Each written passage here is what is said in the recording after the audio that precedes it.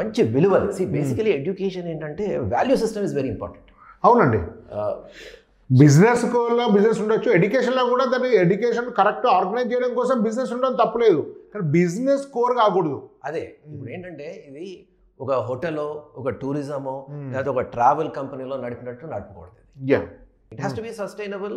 అవును, లేకుంటే నడపలేదు, అంతే నడపలేదు.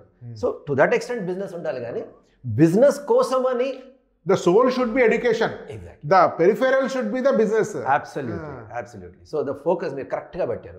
ఫోకస్ అది ఉంటే, so that is what I realise. So నానోలో ఆ కేపబిలిటీ ఉంది, మంచి ఫ్యాకల్టీ లెజెండ్స్ నానోలో ఉన్నారు.